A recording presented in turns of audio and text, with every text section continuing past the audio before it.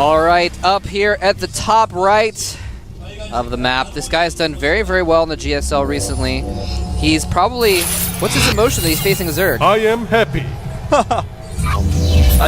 That's what he's feeling, man. He's like, all right, this is my time to shine. I guess so, man. He is a really, really good player. Way underrated. Very. And here we have the God of War, Tushin himself, a legend of Brood War. He is. Started July. And let's not forget that, you know, he's got a few championships in Brood War. He's got a golden mouse for the few to get that. But he's got a silver medal in the GSL too, man. He has not been, you know, just sitting around in StarCraft II. Oh no, are we gonna see it again? Proxy racks, 11, oh 11, my gosh! Games in a row. Happy's like, oh, you stole my strat. I better not look guilty, or he'll know what I'm gonna do next game. Also. Well, this is actually going to be a really tough build for July to hold if he goes hatch first. July, not always known for hatch first, but he will be doing that this game. And things looking pretty good for Happy already here. Now, July has actually not drone scouted at all. He sent his overlords directly through the middle of the map, so they will not spot this barracks. Oh my goodness. Or these barracks, I should say. There are two of them, in fact. We'll see what Happy wants to do with this strategy. He may, in fact, just go with the two SCVs that he's made with his barracks. He's actually going to wait until both SCVs are ready to go at the same time, which may catch Gelizerg even perhaps more off guard. He won't have as much time to react and pull his drones. The spawning pool is about halfway done right now. This is going to be tough for him to hold off. Happy has very, very good micro. Gelizerg obviously has very good micro as well, but it's going to take Happy making some mistakes here now. He's going to wait for 3 Marines and then go, but the creep will perhaps be extended by that time if he waits. He's probably really practiced out the timing of this so he can still get the bunker in range. Some SCVs being pulled. Oh, and they're... Oh, the Overlord isn't going to see the SCVs either. No, it will not. It's not into position. He's not going to know any of this is coming at all. He has no clue what is in store. He's Maynarded down, transferred 4 or 5 drones to the expansion. He's going to have them nearby to fight with. He's now going to bring all of his drones out. The pool is finished. 8 Zerglings are on the way. I don't know if he realizes how dire this is, though. Loses 1 drone straight away. Zerglings are coming in. He's trying to stop the bunker. Nice! I cannot believe he actually was able to surround the Marines this well. And ladies and gentlemen, this is why Gelizerg is a legend. Look at that micro stop the Marines. The bunker, oh, is the bunker going to complete? No! Oh, the bunker completes, but the Marines all die. Are those Marines? It doesn't even matter, actually. They're not going to be able to get in there. Can't even salvage it. The bunker is destroyed.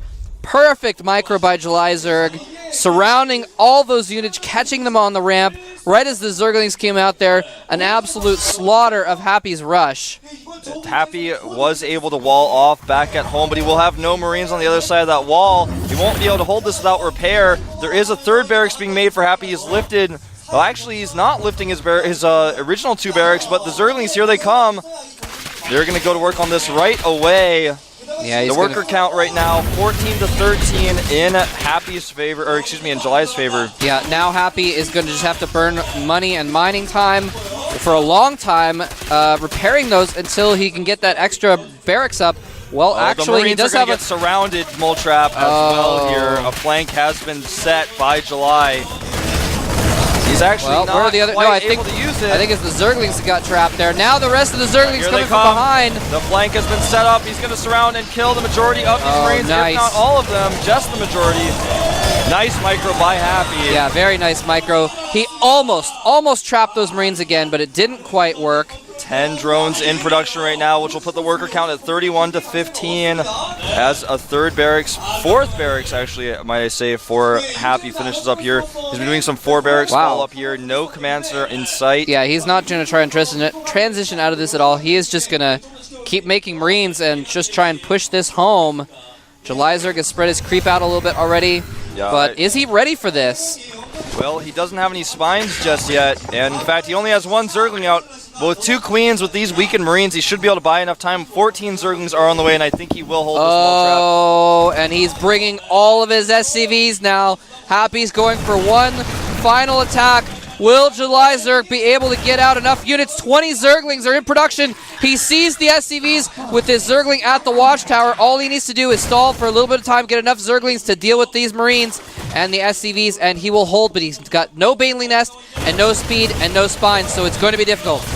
Yep, and here we go. Oh, trying to catch those Marines He before the needs to pull SCVs his arrive. drones. Here he goes. He's pulling them. A nice flank set up with the drones and the Zerglings. The SCV is blocking, though. Drones on one side. He's targeting down the Marines with the Queens from behind. Is he going to be able to do it, though? The drones are almost dead. More Zerglings coming in. He surrounds them, and July Zerg has won the battle and pulls his drones back. And at the end of the day, Happy has almost no SCVs left. These last few Marines are going to die. And I think that is going to be it. July Zerg is going to take only one of the very few losses that Happy has ever suffered to a Zerg. Yeah. And it's kind of surprising, given that he went for this type of strategy against July. As far as this map's win rate goes, it's actually heavily Terran favored as well at 64.5%. Yeah. Like I said, it's not like crazily, but yeah, actually, it's crazily. It's crazy. I'm trying to be funny because I always talk about this map, but that's a GG. There we go. So surprising for Happy to try to do this strategy against July Zerg of all people, and on this map especially, and July just shut him down. Basically, both the first games, both players decided that it was a map where it would be crazy to do a rush, so I'm going to do a rush so they don't expect it. And neither time did it really work out. Well, not neither time, actually. This time it didn't work out. Obviously, it worked out well for Super. But yeah, your reasoning is probably very correct. The players deciding, oh, well, he's not going to expect this. And July didn't expect it. I feel if the micro was a little bit better for Happy, he could have won that game. And in the initial bunker wave, and also his timings for his SCV pulls were not appropriate. He pulled his SCVs too late when he went for the second attack, and too late again when he went for the first attack. So I said that in the opposite order, but basically his SCV was not there in time to buffer both times when he needed them. Well, July Zerg, though, he actually saw the SCVs coming, and he attacked before they got there. Yeah. So he was going to wait for them to get there so they could buffer, and July Zerg was like, no, I'm not going to wait for you to get that good position, and was able to take out a third of the Marines before the SCVs arrived. So some credit to July Zerg for that timing as well. Yeah, really nice. Nicely done by July Zerg. Well, we have our next game will be actually Creator against Boxer. It's time for the Emperor to come out to play. The map is going to be dual site, so it's going to be a tough map for Creator, but I think he is highly favored to take out this match against Boxer. I mean, he is known for his PvT, and even though it is dual site, I think he should be able to take this game. Boxer's going to have to pull something crazy off to beat him here. Well, here's the thing. He's known for his excuse me, for his PvT, but he actually has been a little bit inconsistent with it lately. You know, he beat Bomber the other day in the Team League, but he lost to Nada in Code A. He beat Beyond a couple months ago, but he lost to Clyde. So he's only been winning about half of his games in recent matches. So he's not unbeatable. He's got a really new style that some people can't deal with, but Boxer might be clever enough to. His weakness is the timing attacks. He cannot always defend timing attacks. His multi-pronged drop harassment that he sometimes encounters is just, he cannot deal with multi-pronged drop harassment as well as some players. And Boxer's known for harassment and drops, so we'll see what he does. We're going to see actually a replay here of our last game just to look at a little recap, basically, of how the game ended. So we're going to have that up on screen in just a moment. You can see exactly how the micro occurred in more depth and in more detail in just a moment when it gets popped up on the screen. If it does, yes indeed. Oops. Anyway, yeah. Just to go over again real quick. By the way, remember, Creator is he's the one that took Polt out of the GSL as well. That's the other one I was trying to remember. I was like, wait, he beat someone else that was a Terran recently too. All right, so here's our replay. You can see, now notice, right now on the mini-map, you can see that it's actually really hard for me to see if the SCVs have been pulled exactly yet. Not yet. Yeah, see, they should have been pulled by now, but I don't think he sent them. There they are. There they are. Okay, yeah. We can barely if he had sent them earlier, they would be there now, and he would actually absolutely be able to get the bunker up no matter what. No matter what. He's got those two SCVs there. Yeah, if he has 5 here, the bunker finishes no matter what. That's true. And see, they're here now actually, and Well, maybe I'm mistaken. No, they were there in time for this part of the battle. But, oh, that's what happened. Look, his Marines were caught in front of the SCVs. And the Zerglings were able to attack the Marines, and the drones... Really nice micro by July on his drones yeah. to surround the Marines and target them down. A lot of people just mess up and go for the SCVs. Drones the Marines do the damage. Drones are a little bit faster, and this was so close there. Where the last Marine and the last SCV died just as the bunker was completing.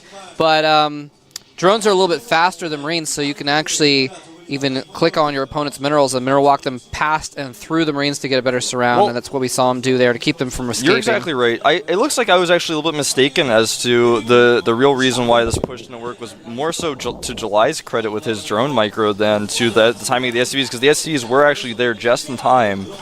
July Zerg's strength lies in his micro. His micro and his macro. The thing that he often lacks in is his multitasking. He will not be able to control lots of groups at once. You know, both in Brood War and in StarCraft II, actually, you know, oftentimes he'll do things like he'll out-macro his opponent, but he won't dodge Psystorms, and one Psystorm will kill half his army. Stuff like that is what July Zerg's, you know, weakness is. So if you give him a situation where all he has to do is make Zerglings a micro, he's really hard to beat. And that's exactly the situation that Happy handed him. Yeah, I don't know why he chose this build on this map. It would have been better, given that, to make it a longer game and do maybe lots of drops, that kind of thing, which, you know, it's still not easy to catch July Zerg off guard, but that's kind of the only weakness that I would say that he has. Yep. Well, anyway.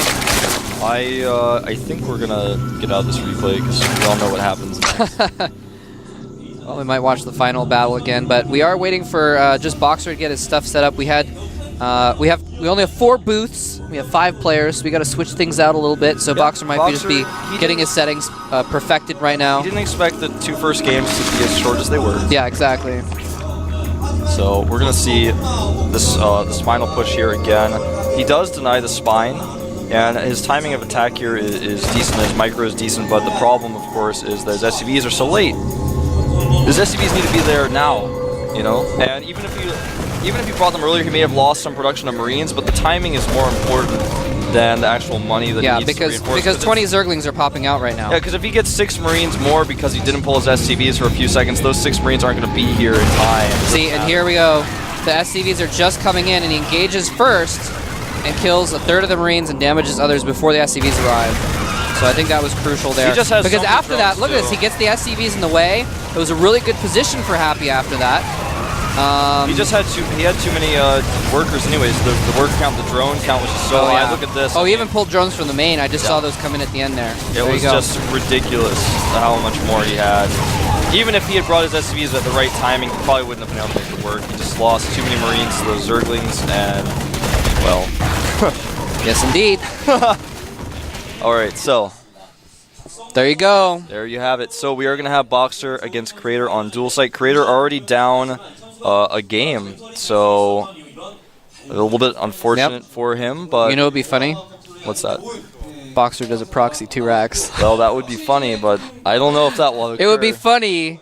Maybe not amusing, though. I'd rather see some longer games personally, but like I said, you know, people do what they got to do. And Boxer, I mean, he's a guy. I wouldn't be surprised, especially in this context, if Creator scouts everywhere. He probably will. Because Boxer is also the kind of player who you never know what to expect from him.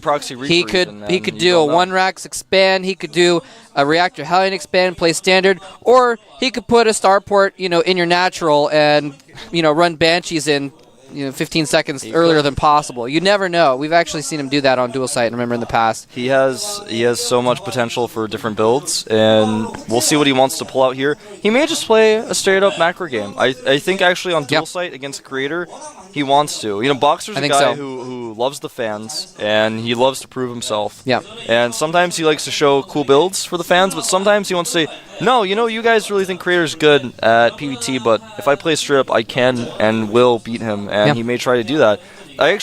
What I would expect from Boxer is a 2-base ghost timing attack. That's what I expect to see from him. Something like that. That would fit his style, I would say. Definitely. And that could work well against Creator as well. He could potentially also do a Marine Tank Banshee style build with factory tech, But I really think that Boxer will take a safe expand, maybe a 1-Rax expand, and then go into a Ghost Tyrant tech, kind of like Marine King was known for doing. That just seems to be his dual sight style right now. Yeah, I think you're right. I think you're right. I mean, I've seen him play a lot of games offline, like in replays that I've watched, and also in the qualifiers when he played against Oz and other Protosses. He seemed to really favor that style, and I think he'll probably stick with that here today. Yeah. No, you're right. That seems to fit his style of late. I haven't watched that many games of his. I've been studying. There he is. There he is. Emil Juan, the legend himself. Yep. Dry washing his hands, stretching out, getting ready. Ready for some ownage. He's, of course, now the head coach of Slayers as well. Indeed he is. Recently. So, very rare to see a playing coach that is actually playing at a high level, but Boxer is going to do both. And we are about to get into the game. Ladies and gentlemen, you are about to witness a legend at work versus possibly a future legend. Creator has a lot of potential. We're going to find out who will begin this set well and who will not in just a moment here at the GSL.